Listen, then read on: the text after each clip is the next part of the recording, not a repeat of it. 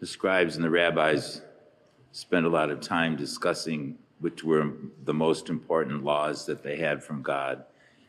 There were 613 laws that the Jewish people had. And so in asking Jesus which was the most important one, they were trying to trip him up. But Jesus, of course, is ready for the answer, and he gives the perfect answer. Love the Lord your God with all your heart, with all your soul, and with all your strength, with all your mind. And the second is like it, love your neighbor as yourself. He gives them not one, but two, because you can't have one without the other. If we don't have a very deep and real love for God, we're not going to be able to love our neighbor. And we can't really love our neighbor without loving God. They go hand in hand. And so all the other, Jesus doesn't say the other commandments didn't matter. To follow all those other 613 commandments was following love for God, if they were doing it with the right intention. But so often they followed the letter of the law without the spirit of the law. And the spirit of the law is underlined by one word, love. And that word love has so many different meanings in our language. In other languages, they use different words for love. But for us, we can say that we love God. We can say that we love pizza. We can say that we love the Cleveland Browns most of the time. So we have so many different words for love. But ultimately, love, if we love someone, that means that we so regard them that we would do anything for them, that they are first in our life. So God has to be first. And following that will be love of our neighbor. Like St. Paul says, we can't love God whom we cannot see if we don't love our neighbor who we can see. And so that love is very, very important. It's the bottom line of the readings tonight. It reminds me of the story, I may have shared this with you before, from the book called Chicken Soup for the Soul. I think that's the name of the book. But there was a little girl who had a very serious and terminal blood disease. And trying to figure out how they might help her, they remembered that her little brother, who was 6 years old, had that disease, and he survived it. And when they tested his blood, they found that because he had it and survived, he had the antibodies, that all they could do is give her a transfusion of his blood, and she would probably be healed. So the day came, they talked with him about what a transfusion meant, and would you be willing to give your blood to your sister?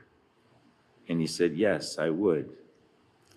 And then they decided the time and the place and so forth, and they were going the procedure. He was laying on the table in the operating room right next to his sister, and they were letting the blood flow from his body into hers.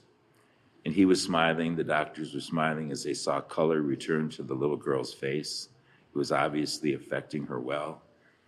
And then the boy got very somber, and he just said to the doctor, how long will it take for me to die? He thought that they were going to take all of his blood for his sister, and he was still willing to do it, still willing to do it. That's love, isn't it?